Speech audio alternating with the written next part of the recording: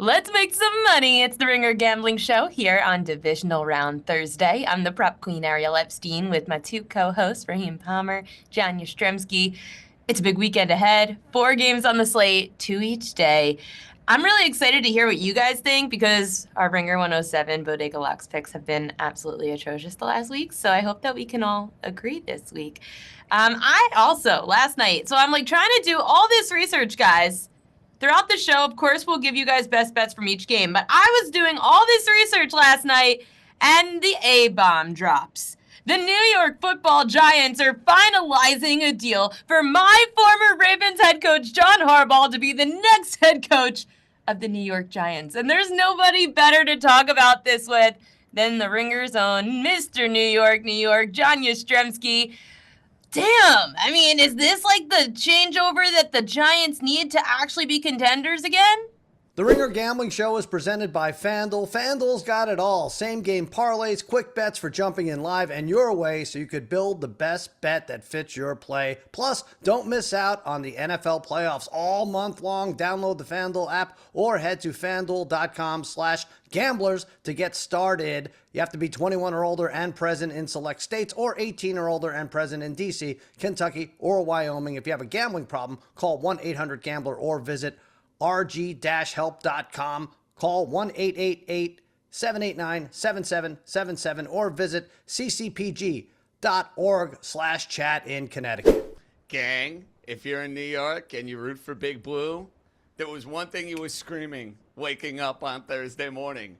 Here's Johnny. Yeah, if I'm a Giant fan, I am super stoked over the idea that I got the ultimate CEO, the best head coach on the market, and a guy who should be able to come in year one and instantly get the Giants out of the funk they have been in for the better part of a decade. And I know we're here on the Ringer Gambling Show. By the way, Monster New York, dropping later on this evening. Got you covered with all the Harbaugh stuff. But, Raheem, I'm here to proclaim it is Divisional Round weekend. It is January of 2026. I'm going to give you a little spoiler. Giant over 26 on it. Giants to make the playoffs next year on it, because that's a team that invented ways to lose in 25.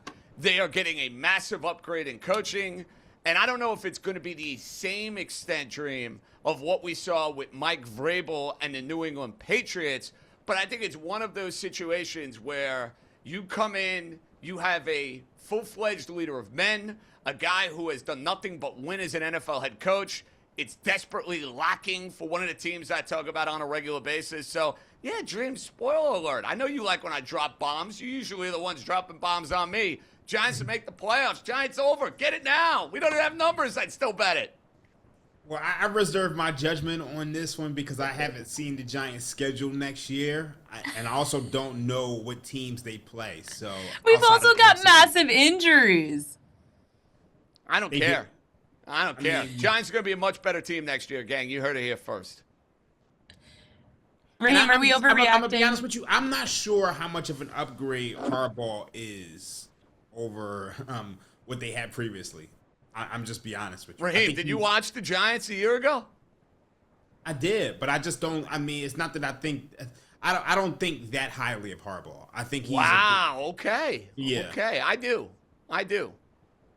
I think what I like about this move isn't as much, listen, people ask all the time about John Harbaugh, would he have saved his job for the last 5-6 years if it wasn't for Lamar Jackson?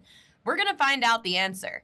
The difference, John Harbaugh is getting a group of young kids who I do think he's coming in with massive respect, and these kids are going to take Harbaugh very seriously, especially that offense. He's going to have an offense that's going to listen, and he has offensive players that are already experienced a bit, but also looks good. Despite them losing a bunch of games, the Giants were in games this year. Their quarterback, Jackson Dart, had to deal with a lot of injuries around him. Running back Cam Scadaboo looked really good. If he could come back healthy, great. Same with their wide receiver, Malik Neighbors. Defensively, bring in the right pieces, bring in the right coordinators, and that defense could be good. They have pieces as well, can get a little bit better. But ultimately, why I love this move is because they do have pieces as opposed to teams like the Miami Dolphins who have quarterback question marks, the Vegas Raiders Raiders have question marks. Tennessee has question marks. There's not as many question marks around the star players on the Giants, and I do believe that this young group of kids will take John Harbaugh very seriously for the next couple of years. See, I'm going to be honest with you. I still think there's question marks around the quarterback. Like, I think there's huge question marks there. And I mean, I know he's shown potential, but he hasn't shown that he can stay healthy. And the way he plays football, he doesn't seem like a guy who's going to have a long career. So, to me, I think he played his best football under Brian Daboll. And as soon as Brian Daboll got fired, he didn't look like the same quarterback to me. So, it depends on who the offensive coordinator is. I mean, we've seen multiple offensive coordinators in Baltimore. We've seen Greg Roman. We've seen Todd Monken. I just depends on who he brings in. So we'll see. I hope for the Giants' sake, it's not going to be Greg Roman, who just got fired again by the Los Angeles Chargers. One more note on Harbaugh. It's a fair counter with Dart. He's got to show he can play 17 games. But if we're talking about harnessing the most out of a roster, John Harbaugh, compared to what has gone on the last 2 years, where they're a three-ring circus, that's what they were a year ago. They will not be. They got to teach Jackson Dart the idea of, hey, it's okay to go out of bounds. It's okay to slide. We need you to play for 15 or 16 games.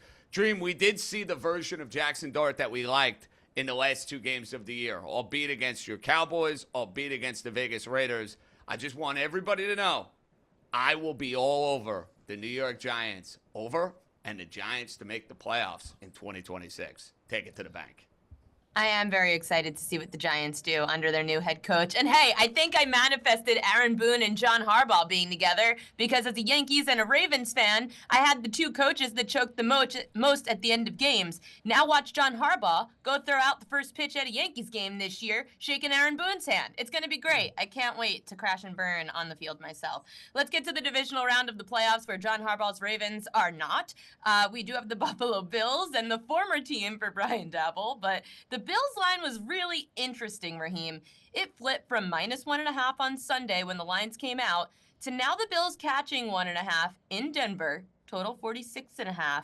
Do you believe in the line flip? No, I don't. I'm actually surprised because when I look at my model likes the Bills. So for me, I think the biggest thing that this comes down to is, look, it's Josh Allen. Like, straight up and down. Like, I don't trust Bo Nix to beat Josh Allen. Like, sometimes you can look through all the numbers. You can look through the EPA per play. You can look through, like, all of the statistics. And ultimately, it comes down to your quarterback. And I think Josh is going to win this game. So, I like the Bills. It's that simple. So, it's interesting, Ariel. A week ago, we did this show. Raheem, the prop queen herself, tried to talk me into betting the Jacksonville Jaguars. And to be honest, there was a narrative and sentiment out there amongst a good amount of people within the quote-unquote wagering community that loved the Jacksonville Jaguars. And I got a lot of heat for this when we did the Ringer Sunday pregame. You know, I see in my mentions, yeah, JJ, astute analysis. You like the Buffalo Bills because of Josh Allen. Yeah, thank you. You know what? Sometimes you don't have to overthink these games. And in the Jacksonville game a week ago, yeah, we could talk about Cam Little missing a field goal. Yeah, we could talk about a 4th and 2 where the Jaguars don't convert a first down. But at the end of the day, it was a back and forth fourth quarter. And it came down to the simple fact. Who would you rather have? Trevor Lawrence, Josh Allen? I preferred having Josh Allen. I didn't care if the line went against me, which it did in that Jaguar-Bill game, and Buffalo won outright. Well, I see the exact same script playing out the exact same way in this game against the Denver Broncos.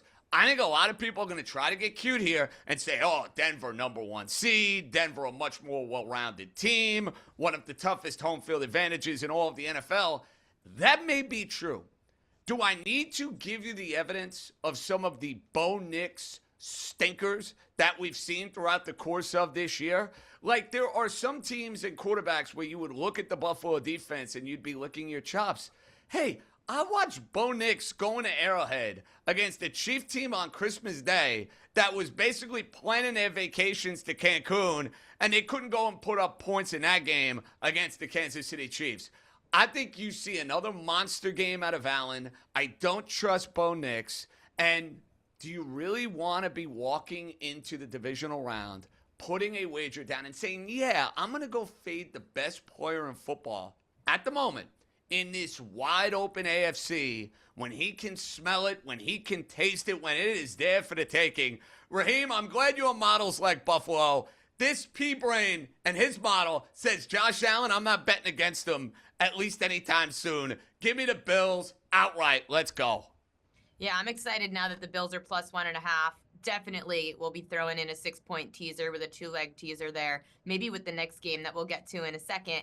For me, it's a prop. You talk about fading Bo Nix, not trusting Bo Nix. I don't trust him either. The numbers say that against a team that's top 10 against the pass, top 10 in completions allowed, Bo Nix is averaging just under 18 completions a game. He's also at home averaging about 16.5 completions per game when facing a top 10 pass D.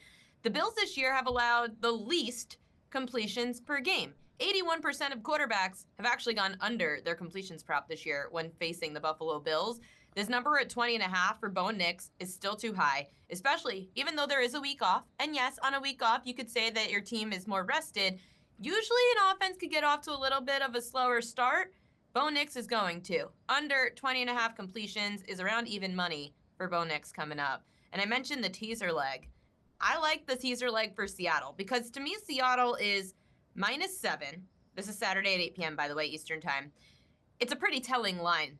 If San Francisco 49ers, first of all, they just lost last week of the regular season, 13-3 to Seattle. When I look at the numbers, I couldn't believe how much Seattle completely destroyed San Francisco statistically in that game. Not numbers-wise when it's 13-3, but statistically. Seattle, they out first downs, 23, San Francisco 9.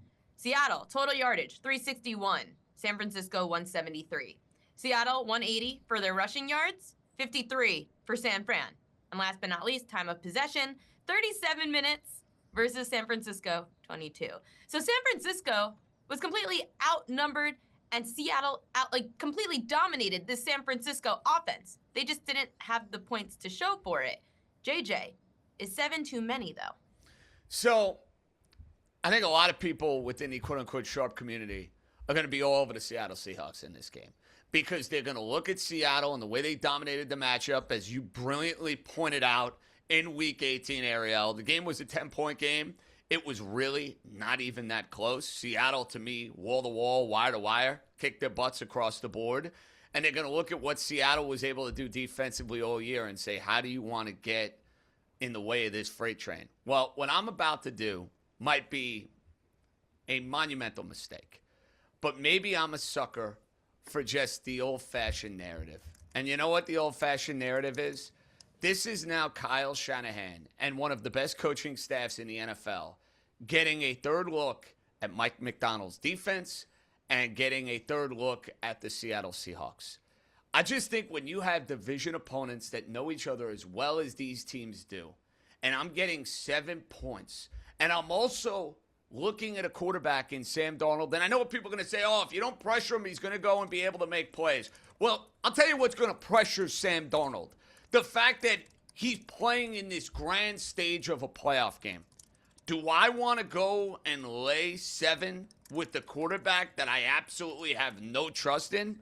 I, for one, do not. Now, Raheem, a week ago with Carolina and the Rams, I made the point. You can't take an underdog to cover a number when it's under 10 or under 11 that you can't make the case for outright. I can make the case for the Niners. They're incredibly well coached. They're incredibly tough. They're incredibly resilient. And let's look at that Week 18 matchup.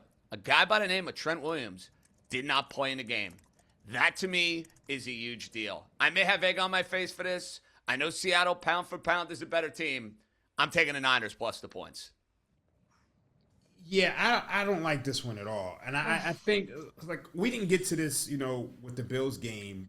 But honestly, I'm not crazy about size this week. I'm actually prefer totals. Like, in the Bills game, I actually like the under in that game. We didn't get a chance to get to that. But for this game, I think the play is the under here. Like, I mean, when you look at these two teams, the over-under is 46. Well, it was 46. Now it's 45. They scored 46 combined points in both games. Obviously, the last game was 13-3.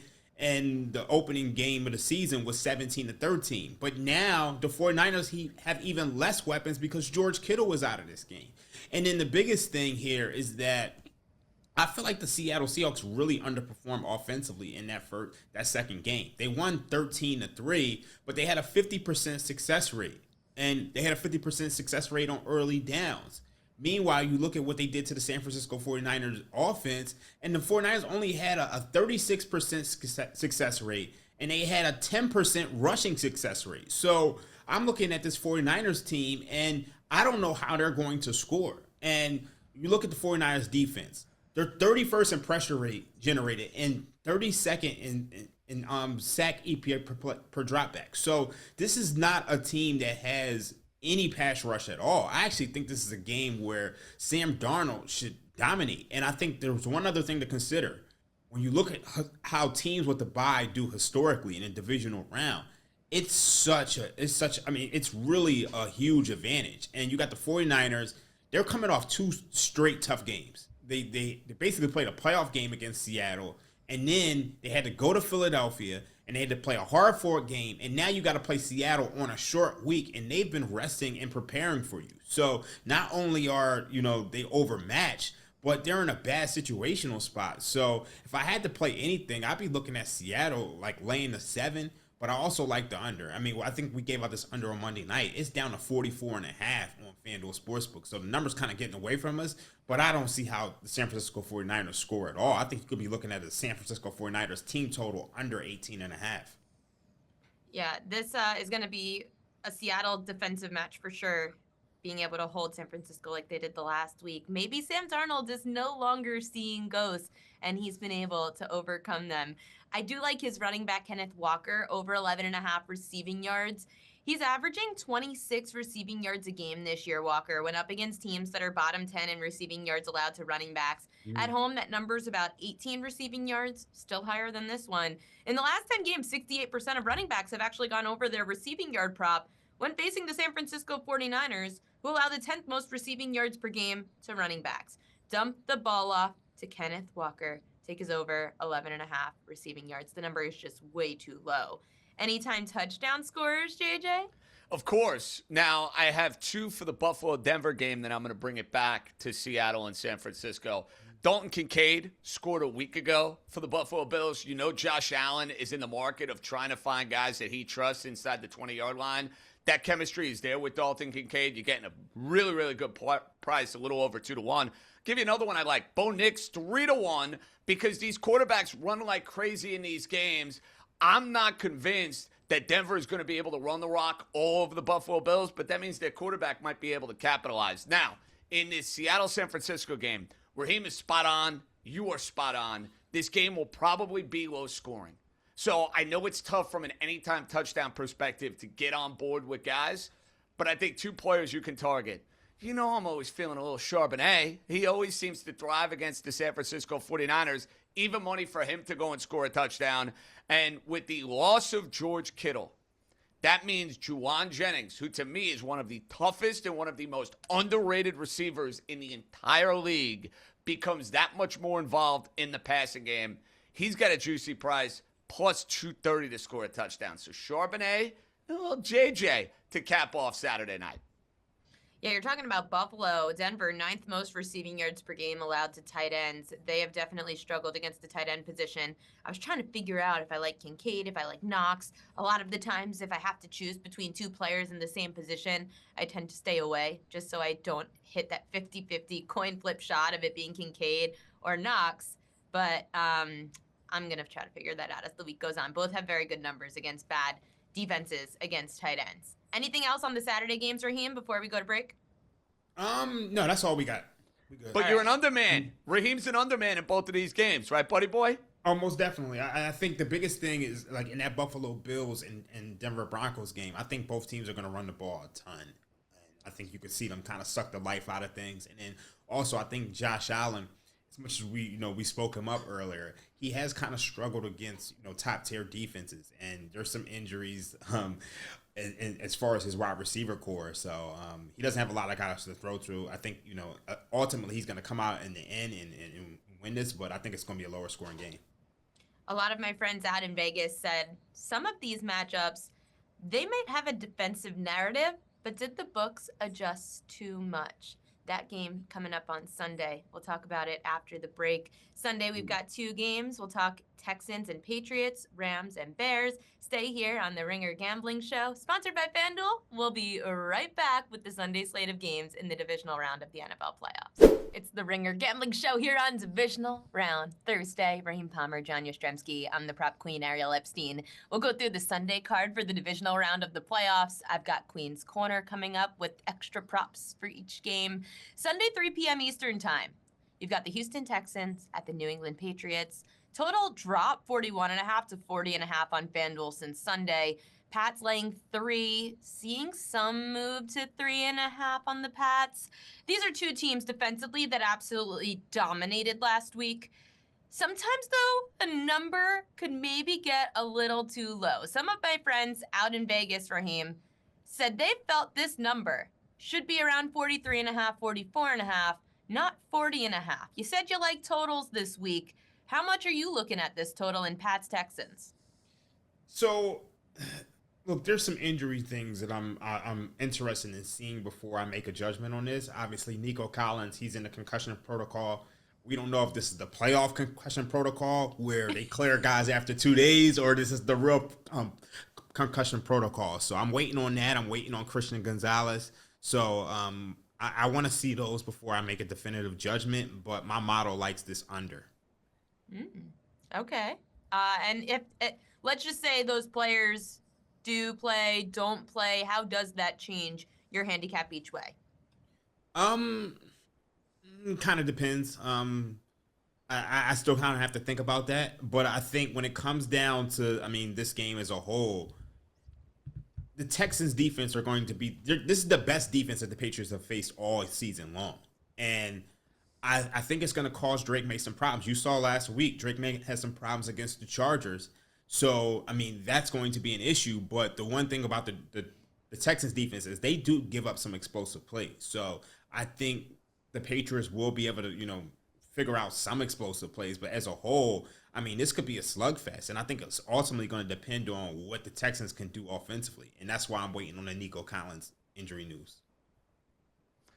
We have a theme, Ariel and Raheem, for the Sunday games. We're starting with Houston and New England. The party's over. That's the theme of the Sunday games as far as John Jastremski is concerned. It has been a full-fledged party in New England the minute Mike Vrabel came into town. And don't get me wrong, he's done a masterful job. Drake May has been an MVP candidate.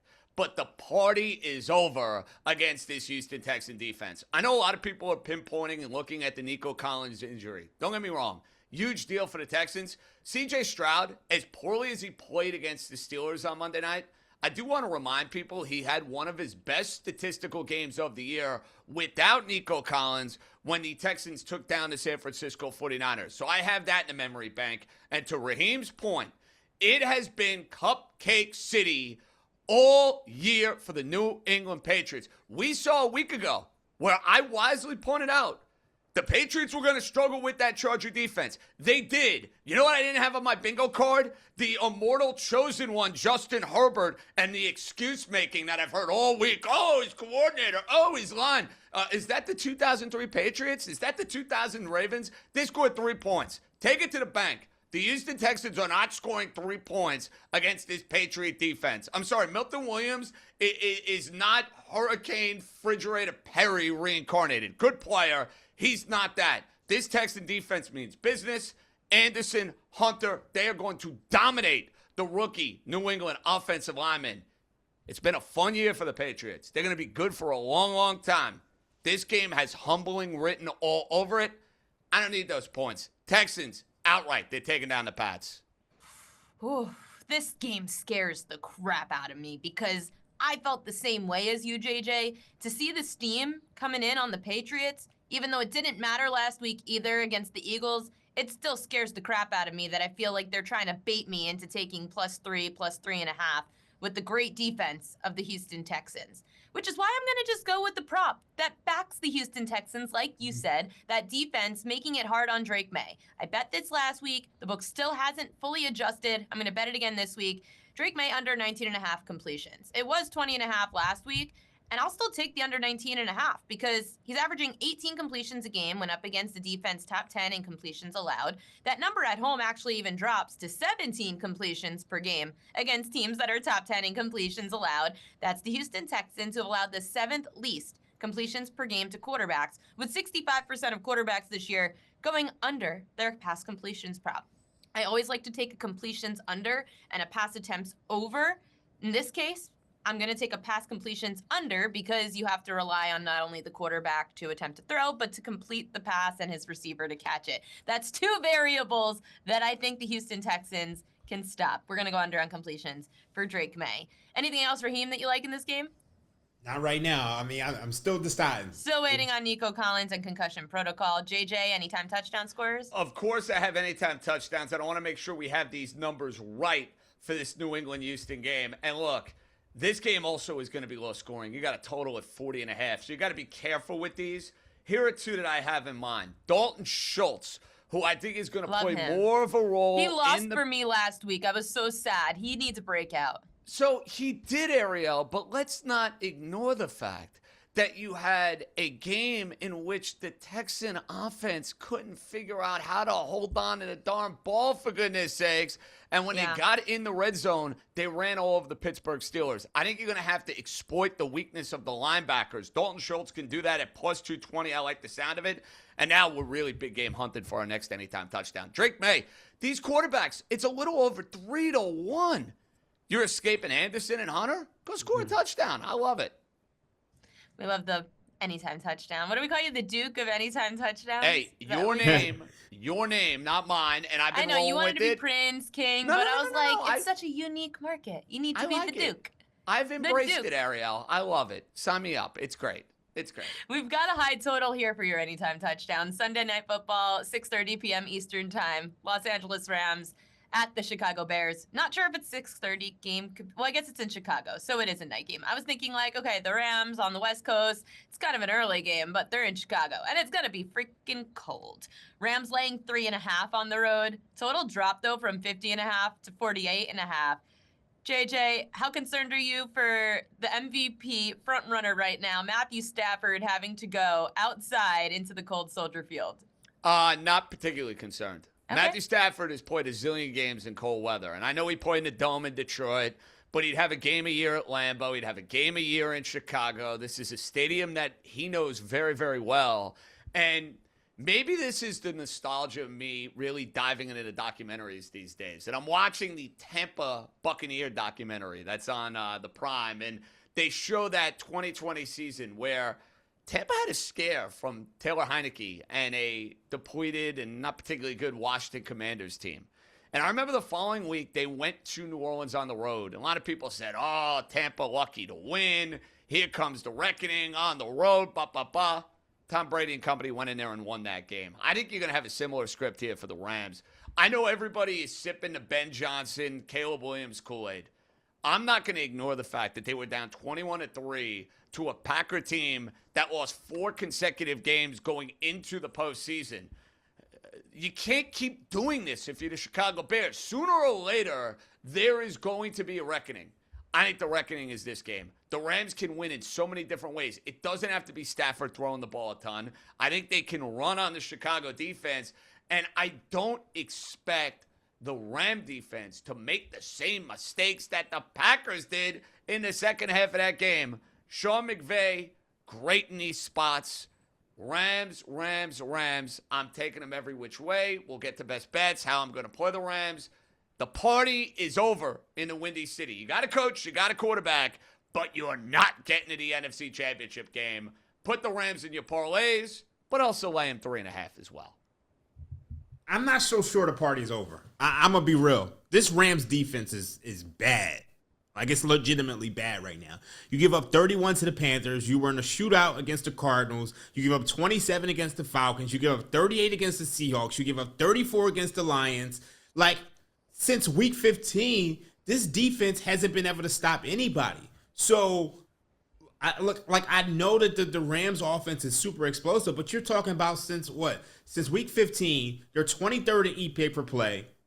And, like, it's very concerning for me. And I just think ultimately we know defense wins championships. And right now, I don't know if you can trust either one of these defenses, the Rams or the Bears defense. So to me, this game is going to play out like every other Bears game. It's going to play out with the last team with the ball winning. Or this is going to be a 3-point game in the fourth quarter. And ultimately, somebody is going to have to snatch it out. Now, there's some stats on Matthew Stafford. The last 10 games outdoors in the rain and in the snow. 1-9 record, 16 touchdowns, 11 interceptions. If you look at the forecast for Sunday's games, 20 degrees, 18 mile per hour winds, 55% chance of snow. Now, I'm not necessarily buying into those numbers because, I think a lot of those numbers were when Stafford was with the Detroit Lions. But ultimately, when you look at his output, he's clearly not the same quarterback on the road in the snow. And this is their second straight road game. So to me, that's the reason why you're seeing this total come down. I actually kind of want to zigzag there because this total should have been like 50 and a half, 51 and a half or so. It's now done on 48 and a half.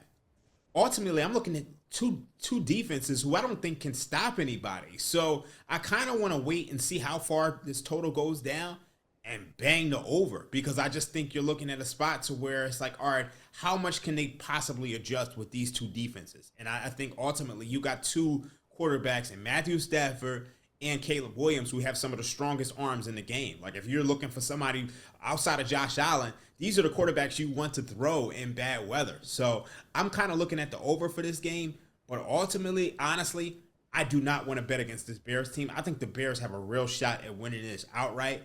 And I might find myself sprinkling something in game, just as what we did last week. Well, listen, that worked out well. Down 21-3. You took them in the second half. You took them to win the game. You got a crazy price. Raheem, to me with this game, if you like Chicago, for everybody watching, for everybody listening, I don't think the 3.5 points are going to matter because of how good Chicago has been pulling out these games, all of the magic, all of the voodoo. Dream, the way I see it, you like the Bears? Game's close. They're going to find a way to win. And I look at it from the other side with the Rams. I think this is a game much like Houston and Pittsburgh. If the game goes a certain way, the better team flexes. So I see minus 9.5 for the Rams at plus 200.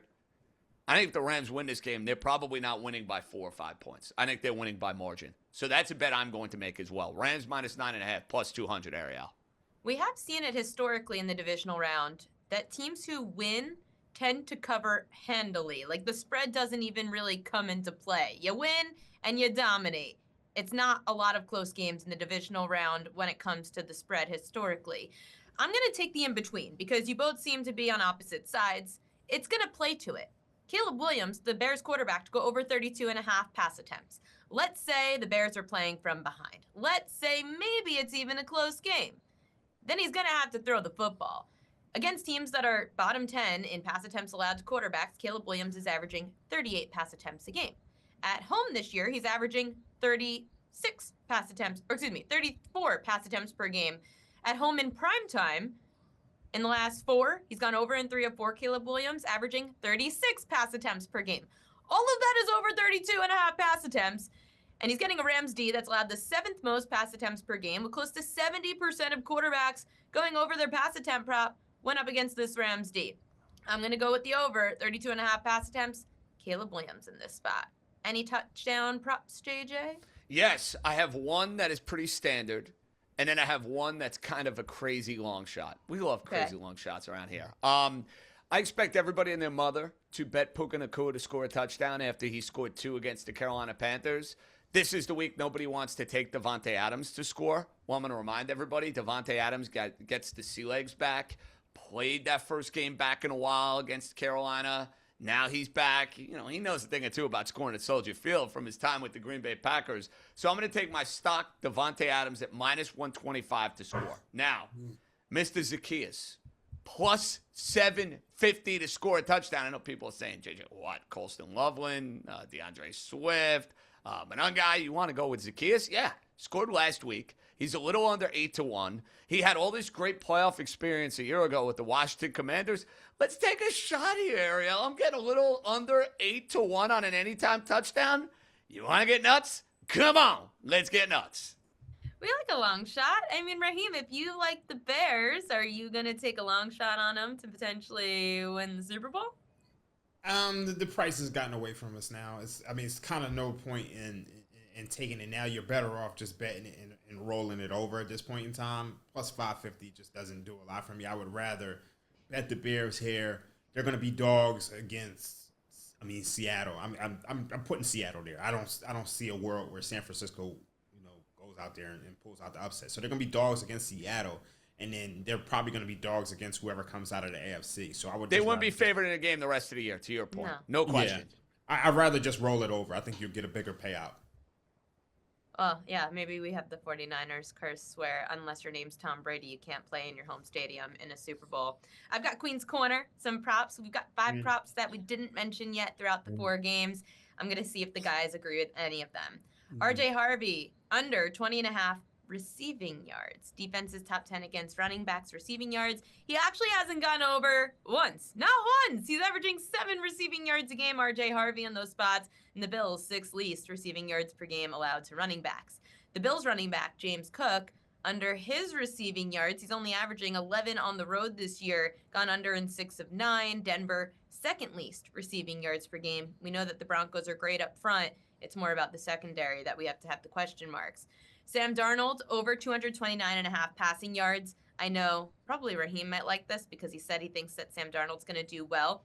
This was my favorite Darnold market. He's averaging 250 passing yards a game when up against bottom 10 pass Ds. Drops a bit at home to 235, but still above this number. I think this number is pretty telling because he went under 200 passing yards in both games against San Francisco, yet they're booking him at close to 230. I'm going to take the over against the bottom 10 pass D in the Niners. Jake Tunges, we have not talked much about him. George Kittle now out for the San Francisco 49ers. The backup tight end coming on. Over 35.5 receiving yards, a number he's gone over in all 4 games this year without George Kittle. And Seattle allows the 6th most receiving yards per game to tight ends. Lastly, DeAndre Swift of the Bears, over 8.5 yards for his longest reception. He's averaging 22 receiving yards per longest reception. I know it's weird, running back longest reception prop, but that's what we're doing. 8.5 is really low. He's going, first of all, he's home where he's averaging 14 yards per longest reception against the Rams D that's allowing the 5th most receiving yards per game to running backs. I think that DeAndre Swift is going to expose that defense in some capacity on some kind of screen pass, and we're going to have that over hit 8.5 yards for its longest reception. What do you guys think? I'll start with you, Raheem. I'm going to go with... This is tough. Let me go with... I'm going to go with RJ Harvey under 20.5 reception yards. Yeah, I'm going to go with that just because I do think this is an under. I think you're going to see them run the ball a ton. I think you can kind of see a lot of punts in this game, so I'm going to go with that one. I liked your last 2. One, Swift, because of what the Rams have on the defensive front, where it's disruptive to Caleb Williams. You get the dump off to DeAndre Swift. You maybe over-pursue the quarterback, and you hit that with ease. So I love that one. I like the Tunges one as well. And if I had a counter, Ariel, you want to get involved, too, and get nutty for the Niners. Kyle Juszczyk, who all of a sudden now has a little bit more activity, involvement in the passing game without George Kittle. I think those are 2 guys that could potentially go over their receiving yards props. So those last 2 really caught my eye, and I'd throw in a little Kyle Juszczyk, have a little fun with that, and maybe get one of his wife's designer jackets while you're at it. You actually are the second person that brought up Kyle Juszczyk to me this week. Maybe I just don't like anyone with Ravens blood going into the divisional round. I'm still a little bitter about what the hell's going to happen in Baltimore. We do have our Ringer 107 picks that we have to get to, and I'm dreading this because we need all the time in the world. You two are on completely different sides, I think, of every game. So let's see how we duke it out next year in Ringer 107. I'll be honest, I'm kind of dreading this segment. Ringer 107, brought to you by FanDuel Sportsbook. Raheem Palmer, John Jastremski, I'm the prop queen, Ariel Epstein. Bodega Locks is our team name. We also have our Pick'em contest all football season between us, Sal and DeBundo, Fantasy Guys, Bill Simmons, and House and Chill. You guys have been on opposite sides pretty much every single game. The rules are a little different for the divisional round since we only have 4 games instead of us always picking 5. We're going to pick 4 games, and we can make one of them a parlay, like a 2-leg parlay where we pick a spread with a total, some kind of SGP over at FanDuel. So it's 4 different picks this time. Raheem seems a little bit more confident in some spots and not in others, but like really is a totals guy this week. So I'm very curious, Raheem, who are you making us pick against the spread? Buffalo. Okay. I guess that's an easy one because JJ will agree with that. That's getting a check mark for me. I think that's the only game. I guess we lock in +1.5 since it's plus 1.5 right is now. our FanDuel line. Dream, if I'm not mistaken, that is definitely without question the only game we are simpatico on. The others, you're kind of like, I know you're in the Bears direction. And then Niners, Seahawks, I like the Niners plus the points. You kind of lean towards Seattle, correct? Yeah, I like Seattle with the 7. That's what I would like. If I had to bet a side, that's what I would bet. I wish we could do teasers because I would love to make a teaser as one of our picks. And well, just I have think Seattle. what we can do is, I'm pretty sure, now we got to double check this with the rules committee. I do think we can take Seattle, which I'd be fine doing if you want to guys go and take them as a pick 'em and parlay that with the under in that Seattle-San Francisco game. I know Raheem likes that play a lot. Yeah. I do believe that is allowed, and we can get confirmation on that, Ariel. But as we continue, my pick, Houston Texans +3. They're winning the game outright. That defense is going to flex. I can't wait. Simmons is going to be salty. Simmons is going to be cursing me out through the next 3 hours. That's fine. Bring it on. I'm pretty sure Simmons is going to be on the Patriots and the under in that game based Probably. on his text message. Well, that's fine. We are on the Texans. That's the only way to win is to bet against everyone else. So I guess. Well, I was going to say, really, the key is we're in 3rd place. We're in the middle. We had a bad week in the wild card round. It could have been worse. There were some 0-5s. We didn't go 0-5. 1-4 still stinks. I don't like this. We need winners. All right, so we have Houston and we have Buffalo. Now it's your turn. Well, here's the problem. I like Seattle, but I don't know if I like them laying 7 in a divisional game that they just won 13-3. But I lean more Seattle than I do San Fran.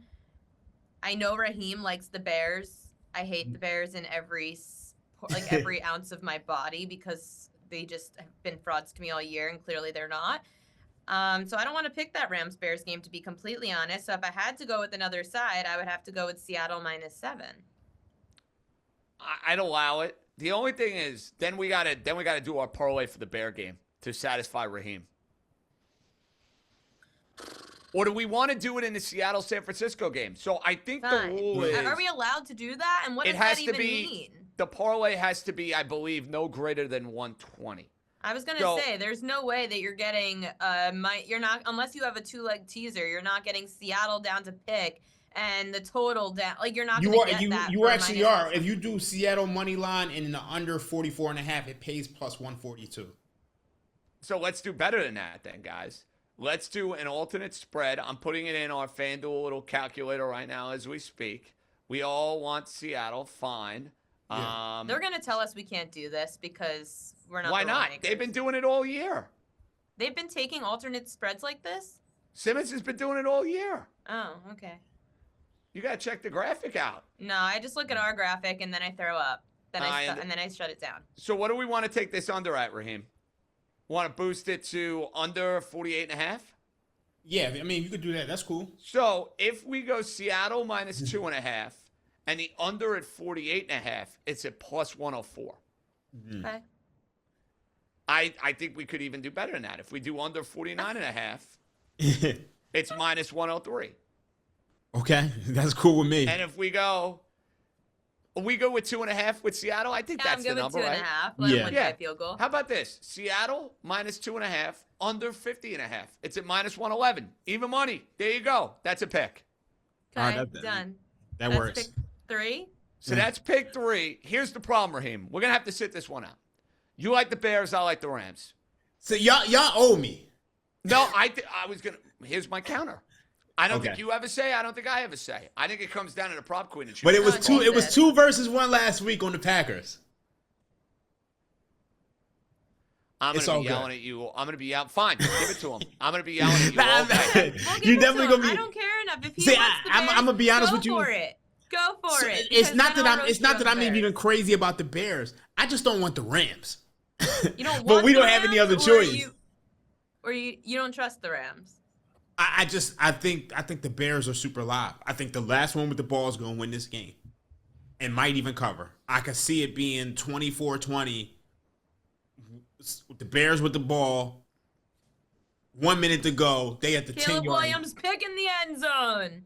It's one of those games, and honestly, I just think Matthew Stafford, he got banged up a little bit last week. I think the Rams, the defense, they've been in shootouts so much.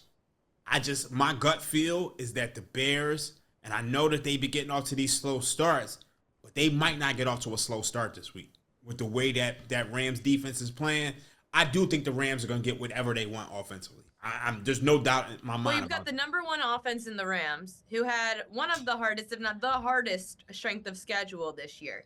The Bears defense, barely top 20. Offensively, they're near the top 10, but their schedule was not as hard as the Rams. So the Rams offense is completely proven. The question is about trusting the Rams defense, especially that secondary against the Bears.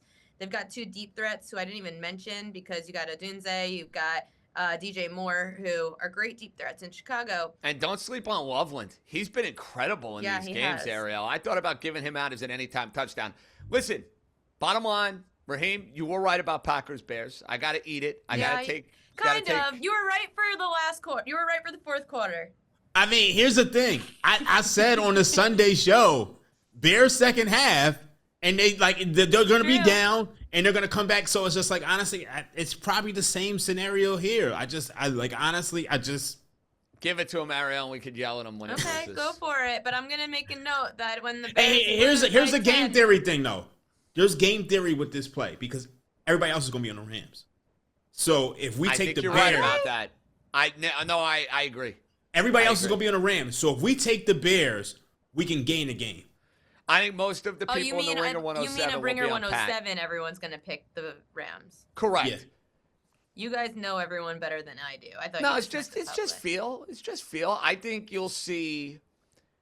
Right now, I think the public everybody will side, be up. not on Ringer 107, the public side in general, the Bears plus 3.5. Yeah, I get that. I think all the public's going to be baited into 3.5s, whether it's with the Bears game, whether it's with the Texans. Yeah. It's such a bait number.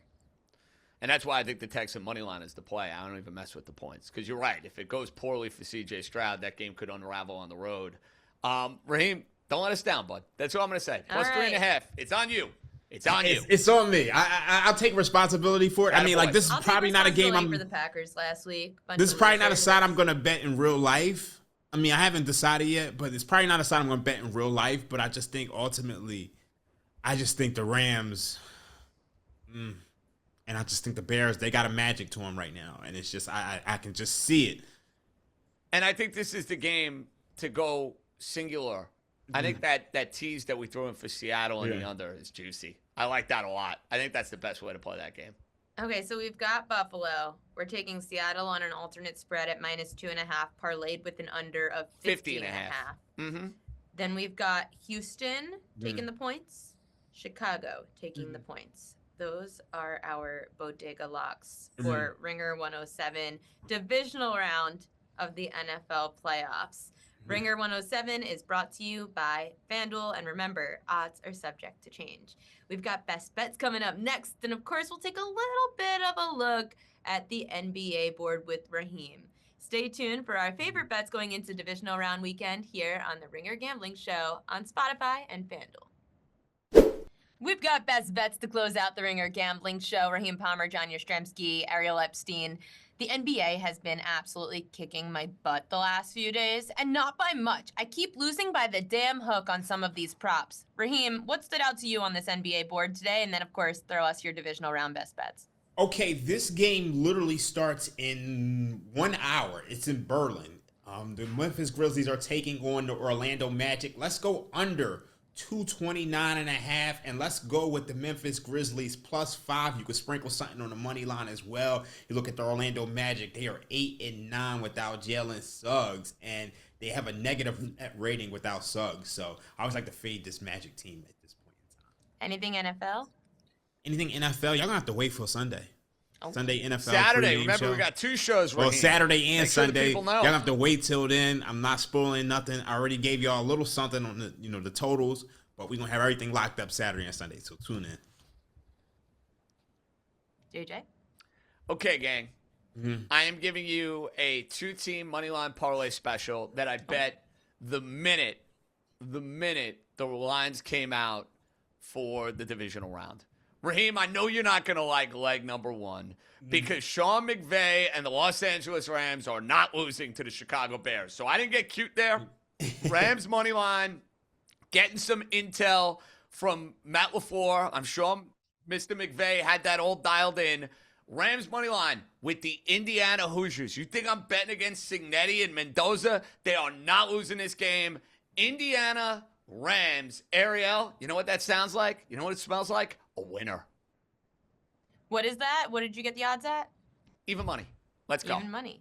Okay, I'm going with Bo Nix under his completions at even money, averaging 18 completions against teams that are top 10 in completions allowed. 81% of quarterbacks have gone under their completion prop against Buffalo this year. Caleb Williams, Bears quarterback, over 32.5 pass attempts. If he's playing from behind as a 3.5 point dog, he's going to have to throw the football, averaging 38 pass attempts a game when up against defenses bottom 10 in pass attempts allowed. For Raheem Palmer, John Jastremski, I'm the prep queen, Ariel Epstein. This has been the Thursday Divisional Round edition of the Ringer Gambling Show. Good luck to our Bodega Locks picks over on Ringer 107. See you next week.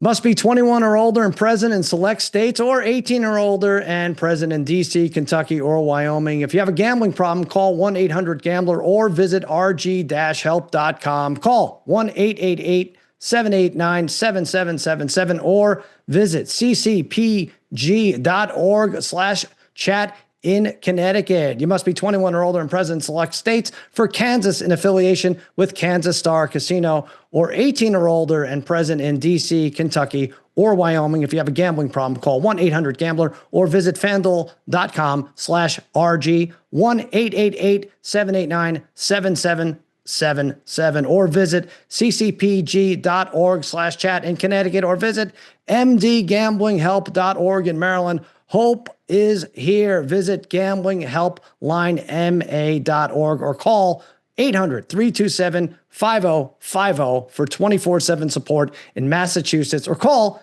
877-8-HOPE-NEW YORK or text HOPE New York in New York.